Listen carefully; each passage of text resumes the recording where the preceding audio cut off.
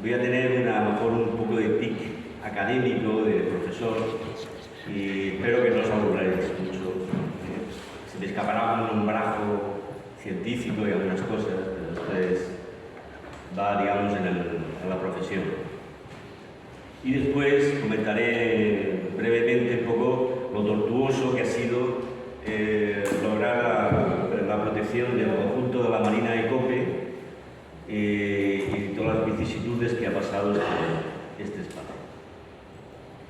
La pregunta, normalmente, cuando uno se acerca a la Marina y dice, bueno, nuestra zona tiene valores naturales sobresalientes como para ser protegido, realmente esto es una locura de unos ambientalistas indocumentados que están aquí intentando proteger. Entonces, ¿tiene valores suficientes esta Marina? Entonces, voy a repasar algunos de estos valores. Realmente la Marina es un paisaje muy complementario al resto de la red de espacios protegidos, porque es un paisaje agroestepario, ¿no? Y es una singularidad en el contexto español y europeo incluso. De hecho, si nos fijamos, aquí no lo veréis con los números, pero es una zona muy árida de 100 y pico milímetros, 124 milímetros de precipitación y unas condiciones térmicas bastante importantes que, bueno, ya lo sabemos todos. Y el puntito este que se ve aquí sería la ubicación en el bioma global de ecosistemas del planeta, ¿vale? Esto sería el espacio que ocuparía este tipo de ecosistema, y veis que está entre el desierto y el matorral mediterráneo. Está ahí como un híbrido, como una frontera de este tipo de ecosistemas, de tal manera que es una gran singularidad. Y además, pues, la pendiente tan reducida que tiene es una marina, es una llanura, aunque está, digamos, rota con una serie de relieves topográficos, pero, digamos, es una zona que la actividad agraria ha podido expandirse tradicionalmente, y uno esperaría siempre que sea un paisaje agroforestal. De hecho, Cabo Cope el Calnero, donde está la marina, ocupa un espacio extremo dentro del gradiente de espacios protegidos de la región de Murcia. Nosotros, cuando diseñamos la red de espacios, pensamos en que sean representativos del conjunto de la biodiversidad y los paisajes naturales de nuestra región y del Mediterráneo.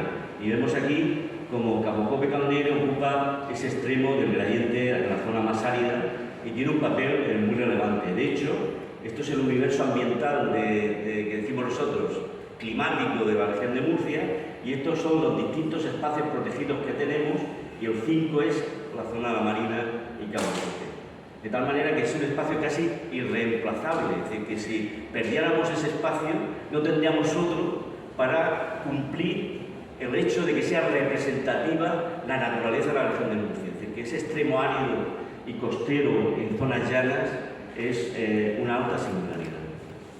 Y también tenemos un problema con la Marina de Cope, en el sentido de que la ubicación en una zona de baja pendiente y baja altitud, aquí tenemos representados todos los espacios protegidos de la región, resulta que los espacios que están en el punto de conexión de estas dos de este eje de coordenadas, aquí en esta esquina, serían los más vulnerables.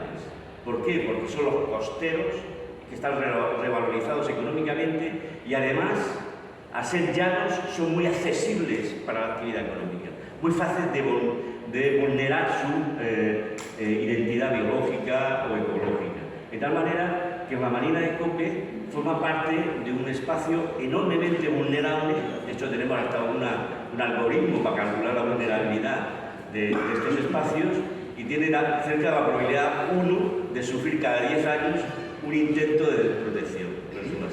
Es decir, por tanto, sería de los espacios que la administración regional tendría que estar preparada para tutelarlo más, para invertir más, para cuidarlo con más detalle, con más finura, con más atención, para intentar mantenerlo.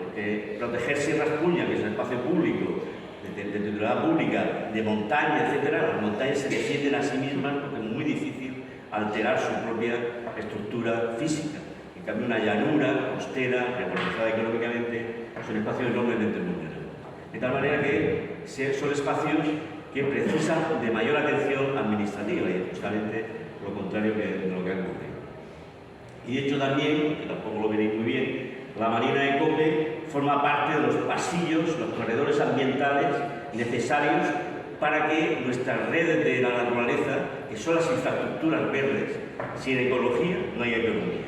Son las infraestructuras verdes que deben de organizar, digamos, en la estructura territorial de la región de Murcia y justamente la Marina de Cope, que está aquí, forma parte de los corredores que permitirían adaptarse a las especies frente al cambio climático, a hacer de pasillos ambientales, de conexiones ambientales, y esta marina, junto con otros espacios costeros, forma parte de estos pasillos. Por tanto, digamos, el paisaje de la marina es enormemente distinto al resto y es un complemento de los paisajes canónicos, de canon de protección, como Sierra Espuña, Valle, Carrascoy, que son paisajes de montaña, boscosos. Esta es una imagen complementaria. Por tanto, esa singularidad lo que hace es dotar de representatividad a la red de espacios protegidos. ¿Qué pasa con la geodiversidad? Pues también la Marina de Cope es enormemente compleja desde el punto de vista geológico. De hecho, es un libro abierto de los movimientos transitorios del mar. Sabéis que el Mediterráneo hace 5.300.000 años se secó y después se volvió a llenar de agua, y esos momentos de cambio están registrados en los fósiles, en las facies geológicas de la marina. De manera que hay, digamos, 5 puntos importantes seleccionados por paleontólogos expertos como puntos de interés desde el punto de vista geológico de estos movimientos de transgresión y regresión marina, donde vamos a encontrar los fósiles que nos recuerdan cuando Cope era tropical o cuando Cope estaba en una fase inundada, etc. De hecho, podemos encontrar, por ejemplo, estos ejemplares que son de Cope, el Stromus bubonius, y aquí son ejemplares vivos, o sea, vivos, que proceden de animales vivos, cogidos por mí en la costa de Senegal, en la zona de Cabo Verde, ¿vale? Este es el Stromus bubonius, y este nos recuerda que hubo un tiempo que Cope tenía un clima tropical y que se parecería un poco a las costas africanas de Senegal, ¿no? O bien, todos estos fósiles que vemos aquí, estos ya son mucho más antiguos. Los anteriores serían de hace 110.000 años, y aquí serían estos que vemos aquí a la derecha, pues serían de hace 3 a 5 millones de años, en el Plioceno, cuando se llenó de nuevo los Mediterráneos. Y estos son algunas especies muy singulares que encontramos en la zona de Cope. Por tanto, hay como 5 yacimientos de interés paleontológico muy importantes en Cope, que le daría un valor desde el punto de vista de la geodiversidad. Y la flora, pues tenemos definidas por el catedrático de Botánica de la Universidad de Murcia 12 unidades de vegetación diferentes en zonas, digamos, de inundación que están justamente en el entorno de la marina, de la Torre de Cope, zonas, digamos, de saladares, estepas salinas, etcétera, y zonas de matorrales, tomillares y zonas de cornicales que se distribuyen en 12 unidades por toda la cuenca de la Marina de Cope. Estas comunidades vegetales están formadas por 322 especies. O sea, hay registradas en la Marina, uno se da un paseo por ahí, no son matas asquerosas, no, hay 322 especies haciendo su ciclo biológico, reproduciéndose, ocupando sus nichos, llevando una vida demográficamente activa, y eso es el paisaje, esos son los otros aguileños que tenemos ahí en Cope, que son todas las especies, animales y vegetales que están conviviendo con nosotros y que, como desgraciadamente no las conocemos, nadie las ha presentado, ha dicho el nombre, nos parece que todos son tomillos o espartos, no, hay 322 especies en la Marina de Cope. Y de esas hay 16 amenazadas en peligro de vulnerabilidad. Hay el Frentalejo de Iguali, ahora veréis unas fotos. Hay especies vulnerables como un ajo específico aquí del sureste, están los cornicales, la salsola papilosa, Ficus lotus, bueno, distintas especies. Aquí tenéis, por ejemplo, Frentalejo de Iguali, llevábamos como 30 años buscando, ¿vale? Y dimos con él el Cope, ¿vale? No sabíamos ya si era un invento del botánico que la describió, y es una especie que está reconocida en la Directiva Hábitat como especie prioritaria, y la primera localidad que se determinó fue la de Marina de Cope. Después, posteriormente, yo mismo he encontrado otros ejemplares en otros sitios.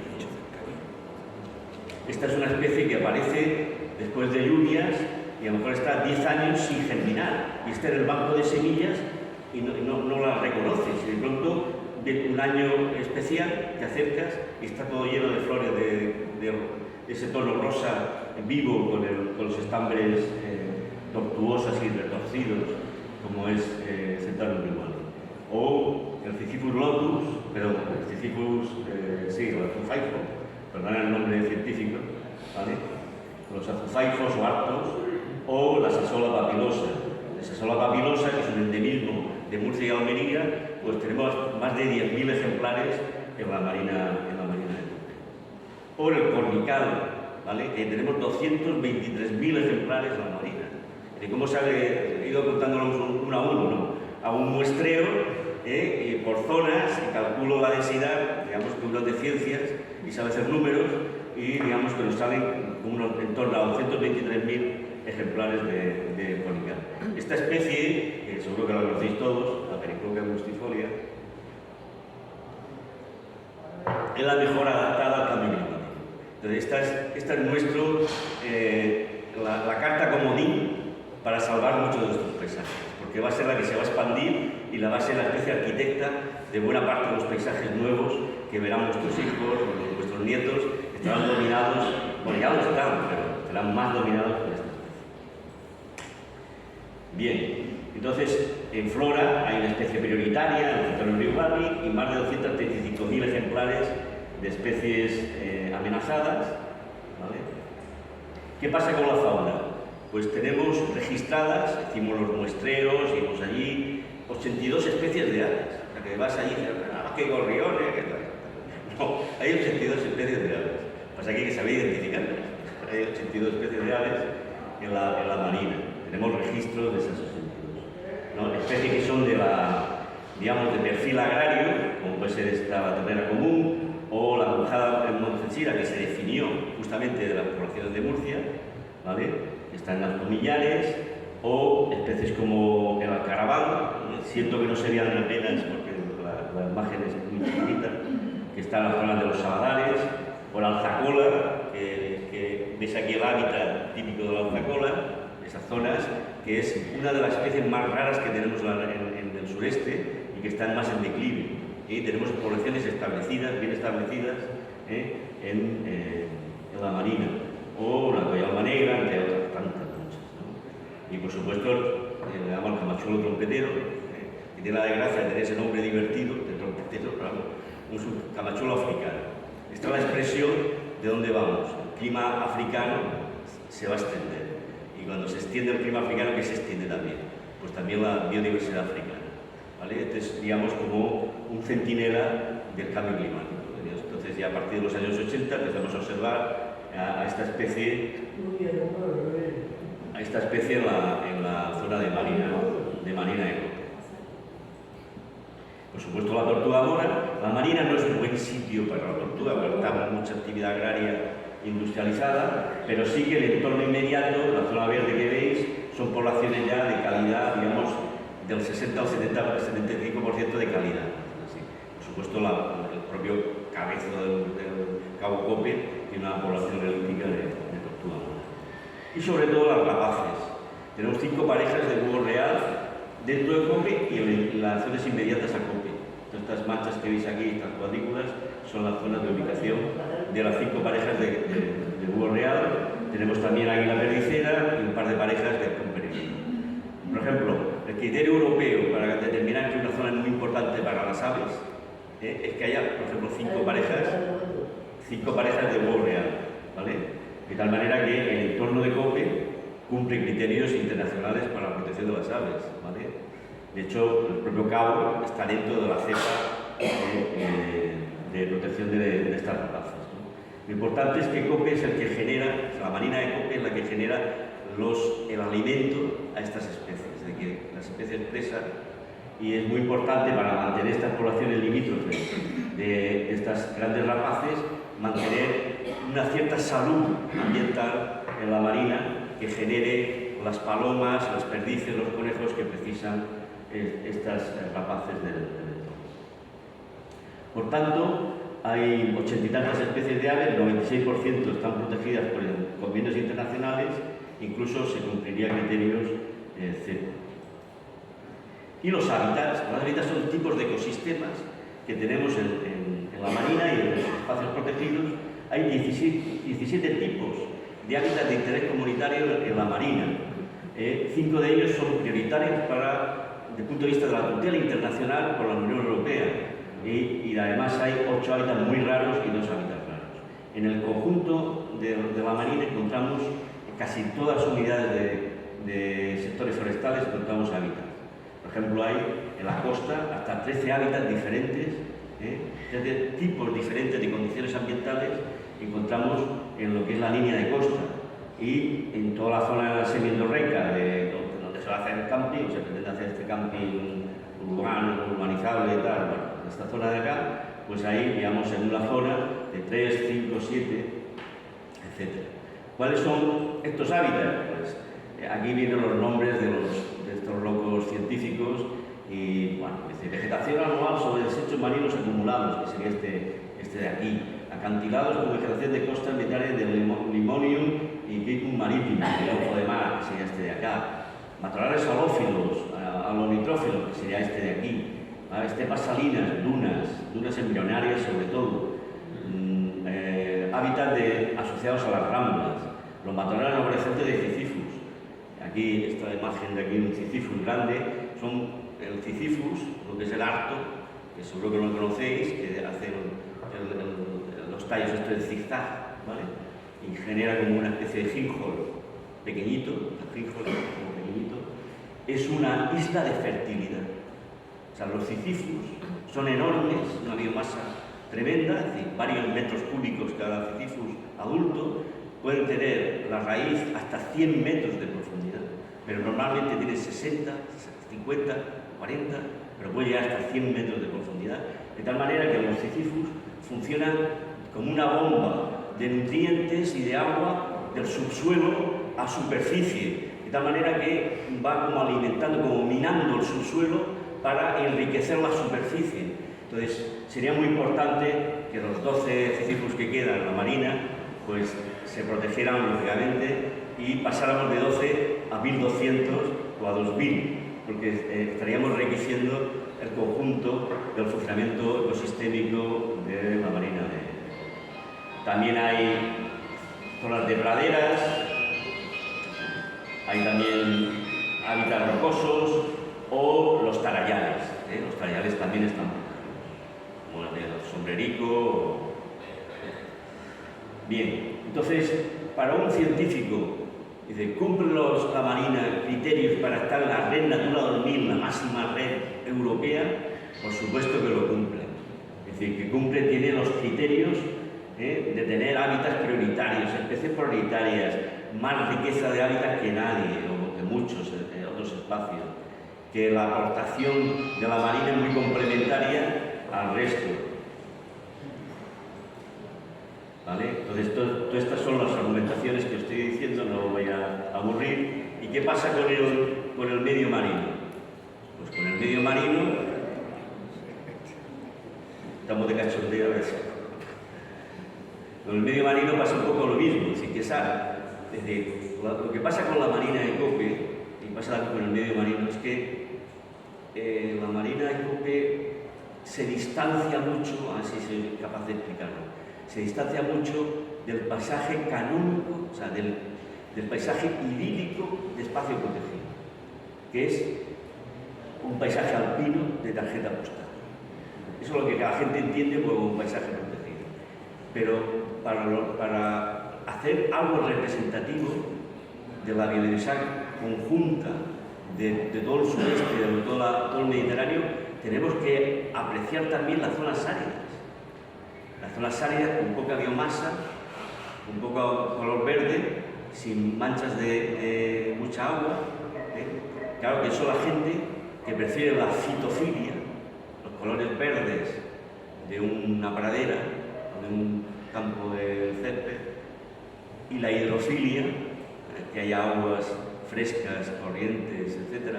Pues la hidrofilia y la fitofilia no están en Marina de Cope, pero desde el punto de vista ambiental es igualmente importante, lo único que necesita un mayor aprendizaje. O sea, la ciudadanía, para apreciar esos valores, tenemos que, y emocionarnos por ellos, tenemos que aprender más. Es más difícil porque no hay una aproximación intuitiva. La relación emocional es más difícil, ¿vale? Con la Marina de Cope que con Sierras Públicas, ¿vale? O sea, esas las labores de los educadores ambientales es fundamental, ¿eh? Entonces, en el medio marino pasa un poco lo mismo. Entonces, el medio marino, bueno, claro, el propio cabo es muy importante, pero sí que es importante el cabo, pero sobre todo la fachada litoral de la marina, y que es la que se ha propuesto como reserva marina de interés pesquero. Es una zona importante, lo que dicen los técnicos, de hatchery, de cría de las especies comerciales de pesca. Entonces, es una zona muy heterogénea, los fondos marinos, y que generan, digamos, mucho punto favorable para que críen con facilidad las especies que después se van a capturar con los artes de pesca. Entonces, la zona, digamos, la fachada litoral de submarina de Cope es igualmente importante que la parte terrestre. De hecho, aquí he puesto dos imágenes, pero sé que va a haber una charla en el futuro de esta parte marina, y no he querido extenderme. Bueno, las praderas de Posidonia, también de Cimodocea, de cualquier fanerógama, que son plantas superiores que tienen flores. Hay plantas que están en el medio marino que tienen flores y frutos, ¿vale? Y esta, la Posidonia es una de ellas. Y esta acumula hasta 400 especies diferentes de animales y plantas apoyadas en sus frondes y en los sistemas de anclaje que tiene estos fitoventos que decimos nosotros, estas praderas submarinas enormes que tenemos frente al cabo, o la zona litoral, donde hay bioconstrucciones, pero hay que saber buscarlas, ¿vale? Es decir, hay construcciones de vermétidos, que son unos pequeños gasterópodos, pequeños moluscos, unos caracoles. Veis aquí una imagen de 5 por 5 centímetros, y todos estos puntitos es la boca de uno. Aquí puede haber perfectamente 150 ejemplares de Dendrocoma loewichi, que es como se llama así, de esta especie bioconstructora de arrecifes que tenemos en la costa de Cope, ¿vale?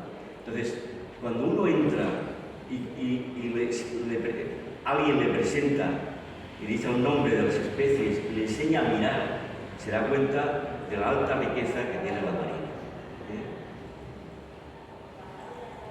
Bien, entonces, razones del paisaje, geodiversidad, flora, fauna, hábitat, medio marino, nos permiten decir que Cope debe de ser siempre, lo que es la Marina de Cope, un espacio protegido.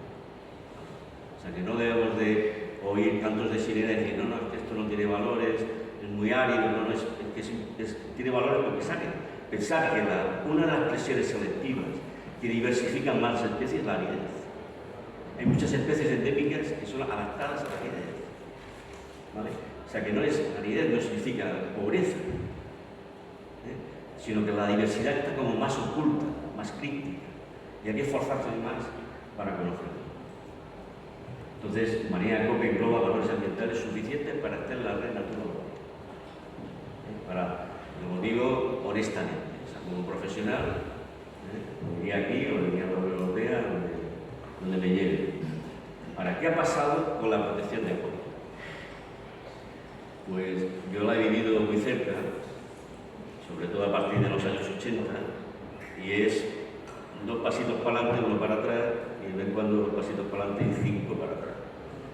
Y hemos estado ahí haciendo un baile de arenca, de izquierda, derecha, y realmente no hemos consolidado todavía ese espacio. Ya os decía que Cope es uno de los espacios per se, por su posición física en la costa y sus relieves modestos que hacen que sea una planicie, es muy vulnerable. Por tanto, la atención tendría que ser mayor.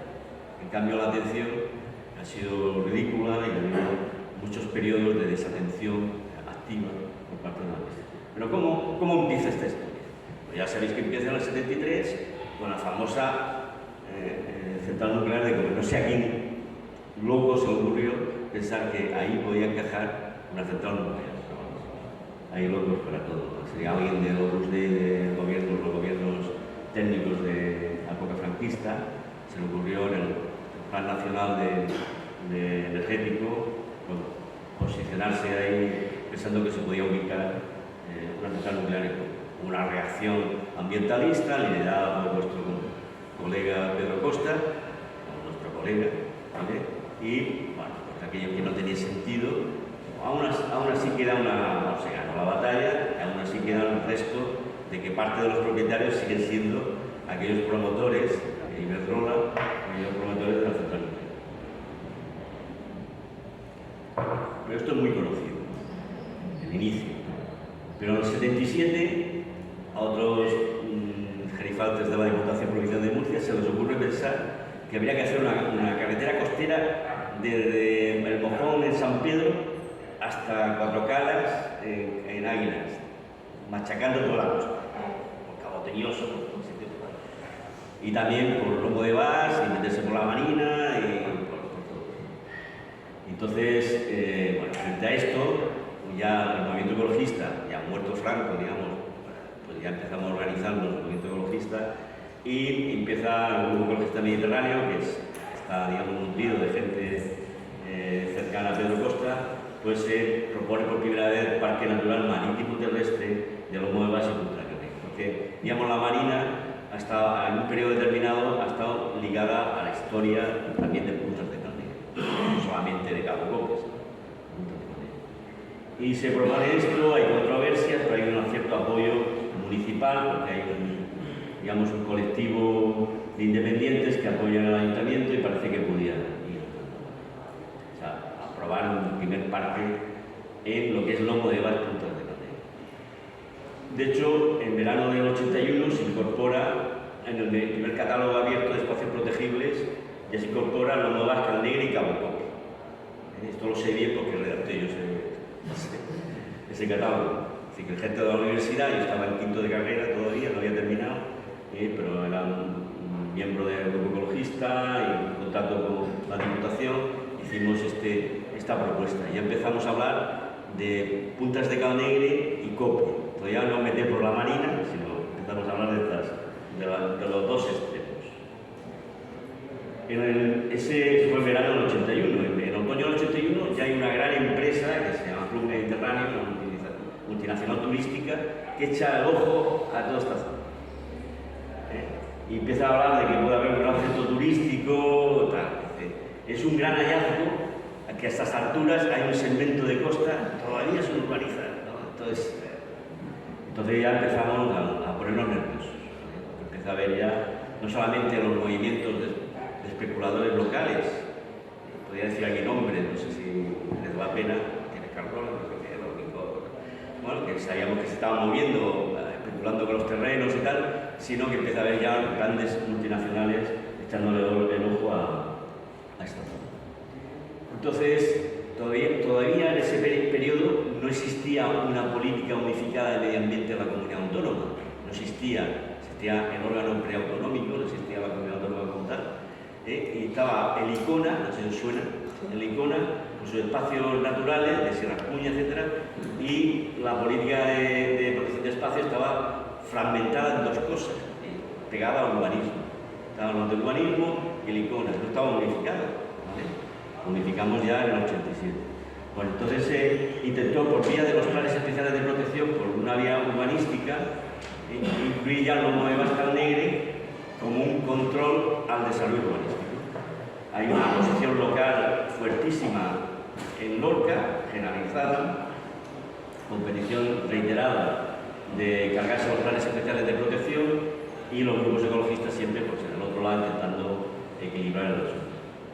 En invierno del 87, el Plan General de Ordenación Urbana de Lorca se aprueba en la comunidad autónoma, que asiste a la comunidad autónoma, y se mete ya Lomo de Vaz, Calnegre como espacio protegido, pero se pega un bocado urbanizable a la Marina, que es la famosa ventana del Berrodillo, ¿vale?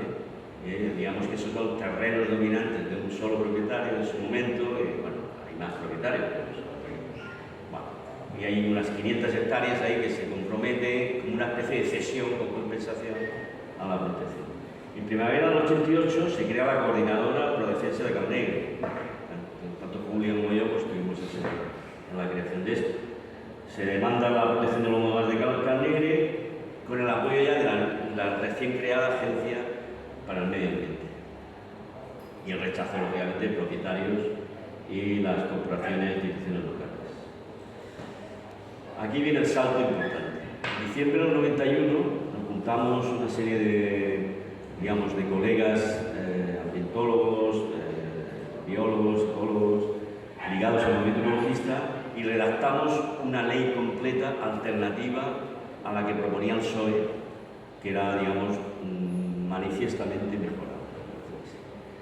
Y resulta que por circunstancias, que todavía no llegamos a entender del todo, es aprobada, creo que era por unanimidad. O sea que hasta el PP de entonces la aprobó. Y en esa propuesta incluimos ya el Parque Regional de Cabo Cope-Calnegre con la Marina.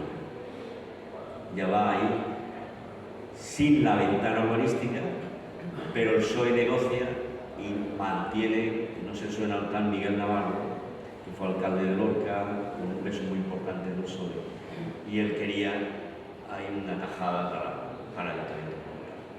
Y logramos, digamos, proponer esta nueva ley, que después al año siguiente, en verano, se aprueba. En ese periodo de redacción es cuando se rechaza, el Ayuntamiento de Águilas rechaza la urbanización del propio Cabo Cope. O sea que hubo un intento por parte de Caja Madrid de urbanizar las laderas del norte, o sea, las que vas, cuando vas por el camino donde se acerca a Cavatorre, todas las laderas que vemos a la derecha. Hubo un intento de hacer una gran urbanización en esas laderas. Entonces logramos que el Ayuntamiento de Águilas, en la revisión del Plan General, rechazara finalmente ese intento. En el verano del 92 se aprueba la ley con la propuesta de los grupos ecologistas, aunque se mantiene la ventana urbanizable del Garrovillo. Hay una reacción de Lorca al año siguiente, en otoño del 93, intentando desarrollar esa ventana urbanística del Garrovillo, es ahí donde está el Garrovillo, digamos, en el límite entre Águilas y Lorca, en la propia Marina. Y de hacer ya el desarrollo urbanístico, pero fracasa. Todo se paraliza y nunca ha habido ninguna iniciativa seria para esto. En el año 23, el director de la recién creada, que se creó en el 87, el director de la Agencia de Medio Ambiente anuncia que vamos a hacer el POR, esto que reivindicamos ahora, el Plan de Ordenación de Recursos Naturales, que es el acuerdo cartográfico de lo que se puede hacer y no se puede hacer en un territorio. O sea, decidimos, delimitamos dónde va a ir la actividad agraria, dónde puede haber una camping, dónde va a estar las reservas naturales, las zonas que hay que restaurar, todo eso es lo que se establece, dónde va el uso público, lo que se hace en el uso. Yo redacté el POR de Calblanque, igual suena el espacio, Calblanque Peña de Máquina, y hice unos borradores para Cabo Cope de Calnegre.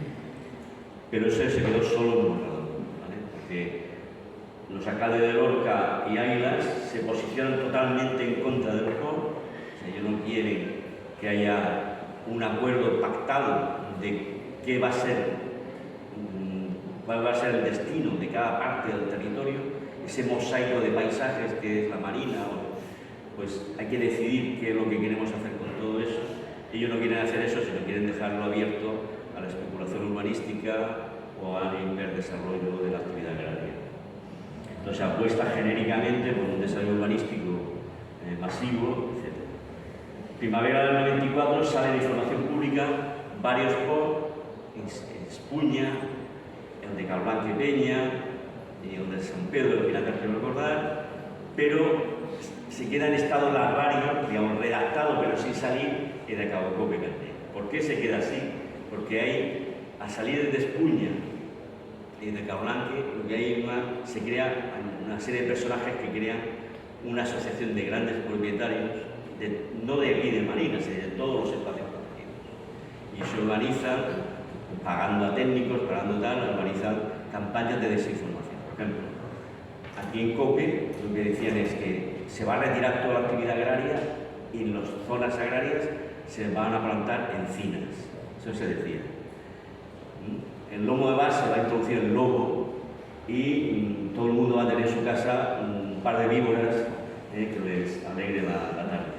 Sí, eso es lo que decían. Sí, decían que íbamos a sembrar de víboras, de lobos y iba a haber encinas hasta las macetas. En cambio, el movimiento ecologista, lo que estábamos en la universidad también, ya no, aquí hay que armonizar, ya sabéis, pues las fake news, las falsas verdades, pues extendidas, entonces un lío enorme se recuña, que nadie lo recuerda ya, un lío ya tremendo en Cablanque, que es donde estuve yo más metido, y en COPE pues pasó lo que pasó. Entonces hubo una propuesta de hacer un pleno municipal extraordinario en Águilas, hubo una revuelta de los agricultores pensando que iban a poner encinas en todos sitios, de los lobos, etc. Y un intento de lapidar y ahorcar al concejal de Izquierda Unida, de San Antonio del Campo, de una agresión, como ya, digamos, un problema grave, digamos, de carácter, digamos, delictivo. Y entonces el PSOE se asustó y paralizó la tramitación del POR de Cabo Cope. En cambio, nosotros siguieron y si nosotros seguimos las batallas en todos sitios y logramos que Espuña tuviera su POR, logramos que Cablanque Peña, que tenía las circunstancias muy parecidas a esta, porque es todo terreno privado. ¿Vale? O sea, que imaginaos el negocio que había en Cablanque con una urbanización. Querían meter al principio 55.000 viviendas. Y empezamos el lío y terminamos con 1.500. Pero 55.000 viviendas querían sacar. Imaginaos los negocios que querían hacer. Pero recordad que nosotros la propuesta que hicimos, la hicimos en el marco de la Ley de Ordenación del Territorio. Se llama Ley de Ordenación del Territorio, de Ordenación y Protección del Territorio. ¿Y por qué la hicimos antes? Porque realmente lo que había que hacer era defender los pocos segmentos de costa que quedaban sin urbanizar, porque el resto, que ya una dinámica apisonadora, tenían ya un grado de insostenibilidad en Mar Menor, un grado de insostenibilidad en el entorno de Águilas, que estos espacios abiertos que hacían de complemento al desarrollo banalizado y excesivamente denso, la hipertrofia turística del resto. Entonces hay un contexto territorial que no lo podemos pasar desapercibido. Es decir, que el desarrollo urbanístico excesivo del entorno urbano de Águilas es que nos ha dado fuerza para defender Cuatro Calas y COPE. Lo podemos repetir, lo mismo que lo hemos hecho así, aquí, allí, aquí. Entonces, ¿qué es lo que va a quedar? No va a quedar nada. ¿Vale?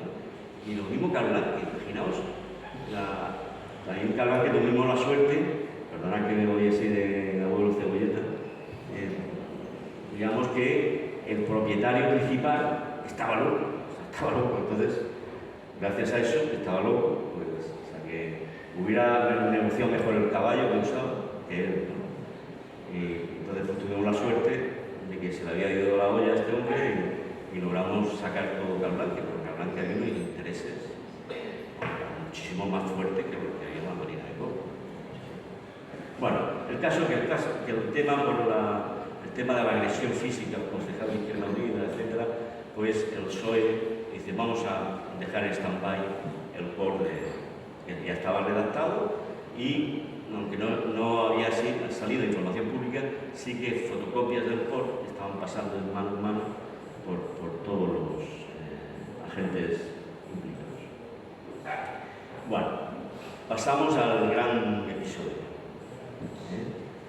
El gran episodio es que, bueno, en el año 2001 ahí se redacta una ley del suelo que lo que busca fundamentalmente es desproteger espacios naturales protegidos. Entonces se desprotegen en torno a 15.000 hectáreas del conjunto de la red y entre ellas 1.600 en la marina. Este es Cope, que quedaría protegido en su momento, Puntas de Calnegre, y un poco de Lomo de Bas, y todo lo que está en rojo, que forma parte del parque regional, quedaba desprotegido, y esto blanco es la famosa ventana urbanística de Carpelillo, de Miguel, del alcalde antiguo de Lomo, Miguel Navarro. ¿Vale? Toda la idea era intentar hacer aquí una actuación de interés regional basada en un proyecto urbanístico como, pues, ¿cómo se llama este de Tarragona?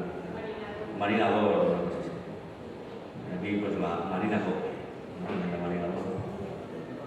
¿Vale?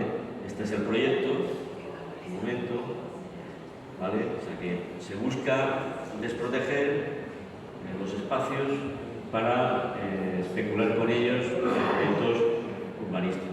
Este proyecto va asociado a un aeropuerto nuevo, una autovía nueva, suena. Todo esto va en un paquete completo, ciertas desaladoras que ahora mismo están en juicios y tal, y que posiblemente Barcaza termine la trena. Es decir, todo esto va en ese paquete. Entonces, esta actuación suponía pues, un puerto interior, es decir, se drenaba todo lo que es el sombrerico, la parte de atrás, y había, digamos, como un cuerpo, un espejo de agua, que era un puerto deportivo interno, ¿vale? Que llegaba, digamos, hasta prácticamente la torre de Cope, una serie de canales, después había 5 campos de golf, 22.000 plazas hoteleras, unos 60.000 habitantes para nuevas viviendas, 10 campos de fútbol, bueno, toda infraestructura, unas 100.000 personas.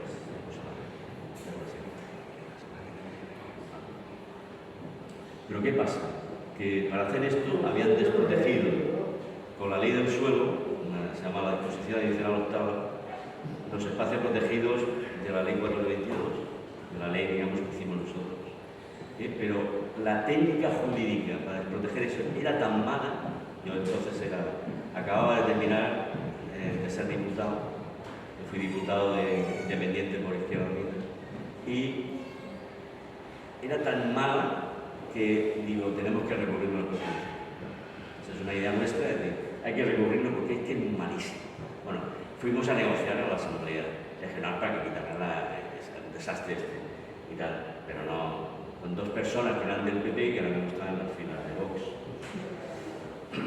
Bueno, hay una reacción general social sobre la desprotección de espacios, con la idea de que se desprotege naturaleza para convertirla en chalet, digamos, que hay una burbuja inmobiliaria por medio, ¿vale? Pues empieza a haber, digamos, distintas reacciones. La primera es recurrir al Constitucional.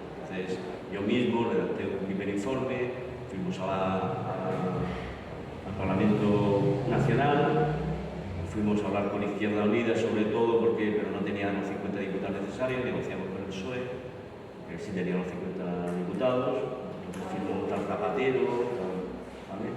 Bueno, sobre todo Cristina Narbona, que era una persona del PSOE, que ahora mismo la presidenta del PSOE, muy abierta a este tipo de negociaciones, y logramos presentar un recurso digamos, del gabinete de Ludumio Paramio. Yo me acuerdo el nombre, digo, esto no se me olvida en mi vida. O sea, hay que tener, o sea, es el gabinete, digamos, especializado en temas urbanísticos que tenía el grupo parlamentario del PSOE. Y logramos presentar un recurso constitucional, digamos, contra la ley de desprotección de los espacios.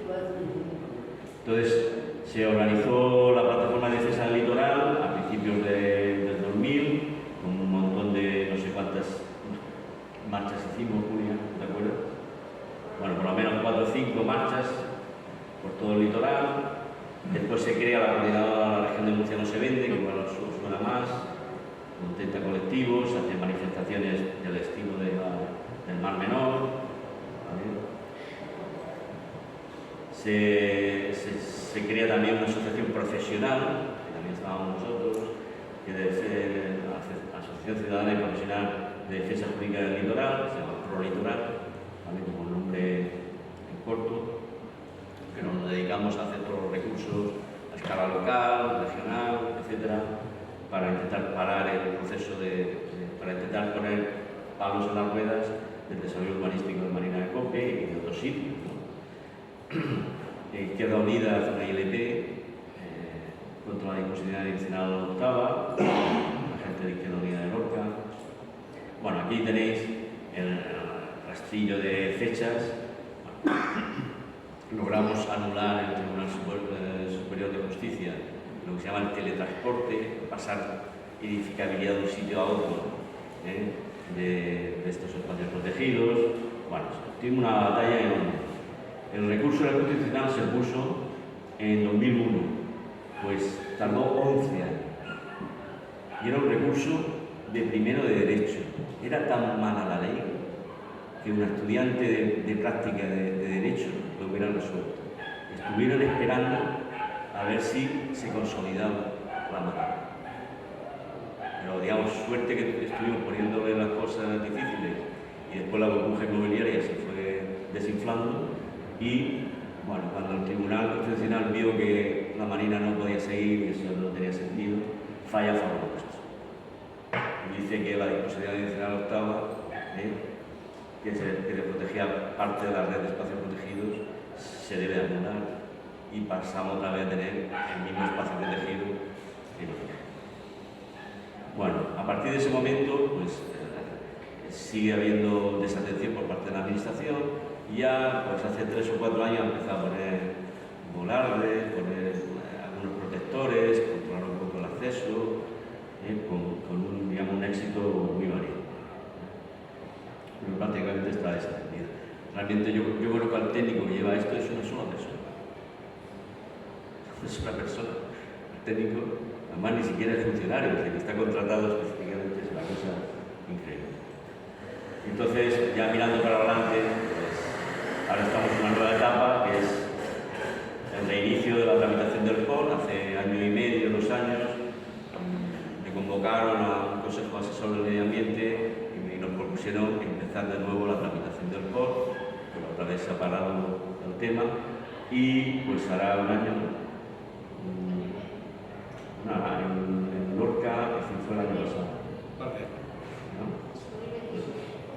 Bueno, hace año y medio, no me acuerdo ya. La pandemia nos despista a todos. Formamos el Salvar Cope Canlegre, la plataforma Ya, que es un poco el antecedente de nuestro Cope. No sé, y se creó un decálogo pues, pidiendo que el POR sería la manera, digamos, la manera madura de resolver los conflictos. El POR no es que es un instrumento legal muy poderoso por encima del planeamiento urbanístico que te permite consensuar las reglas del juego. Eso es el POR. Lo único que pedimos es la decencia de poner encima de la mesa un documento y resolvamos esto. Que no estemos siempre con la incertidumbre de lo que se puede hacer, de lo que no se puede hacer, tenemos siempre importante. Entonces, ¿qué lecciones vería yo en todo esto? Que hemos tardado 50 años desde el inicio del problema del proyecto de central nuclear y 30 después de la protección y del proyecto para lograr que la Marina se mantenga, aunque ahora estemos otra vez con una amenaza local, ¿no? Nos decía que la Marina, pues yo espero, con nuestros algoritmos que calculamos, un proyecto loco, agresivo, al menos una vez cada 10 años. ¿Sabes lo que los cálculos que hacemos? Y ahora ha surgido esto. Yo creo que es hora de interpretar con mucha inteligencia, la inteligencia ligada a los intereses locales de los propietarios, inteligencia social.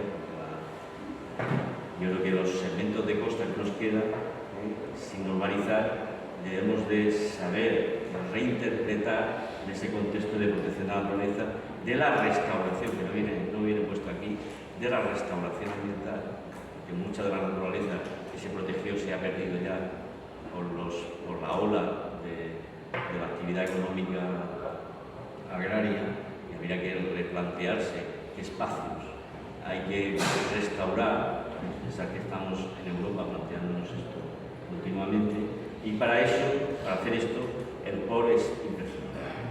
Es la manera madura, seria, razonable de acordar cuál es la solución final de usos para el conjunto del parque y principalmente para la natura. Y otra lección para mí muy importante, y sobre todo ahora que hemos tenido, digamos, un tsunami de la derecha y de la gente que piensa que no hay que proteger nada, que no hay cambio climático, que no hay nada, porque la realidad económica, social y ambiental de nuestra región también se construye desde las organizaciones sociales. A mí, yo soy un chico, una persona catedrático de ecología, de la academia, pero he sido diputado, estoy muy ligado al movimiento ecologistas, estoy metido en 1000 líos. ¿Por qué estoy así? Porque creo que siempre la solución de las cosas es actores sociales, es decir, grupos naturalistas, grupos ecologistas, presión que hace que las cosas estén en las agendas de los políticos. Hay que tener información científica, es decir, tener argumentaciones sólidas de los valores de las cosas y lograr que haya cierta sensibilidad política y que algunos políticos metan en sus agendas esto. Y esas son tres partes indisociables. Ahí también se podía meter también los consumidores, cuando ya hablamos de problemas más complejos, de actividad agraria, pero siempre están esos ingredientes. De nada sirve actuar si no tenemos buena información científica, nada sirve actuar si no tenemos articular un buen movimiento social y no somos capaces de introducir en la agenda de algunos políticos sensibles estos temas. Eso para mí, como catedrático de la universidad, pero también como ciudadano de esta región, me parece muy importante. Entonces, la marinera de coque está de nuevo protegida a pesar de los poderes fácticos que han intentado que ocurra lo contrario, y que buena parte de tener este segmento de costa libre de estas presiones urbanísticas es gracias a la acción ciudadana. Muchas gracias y con que nos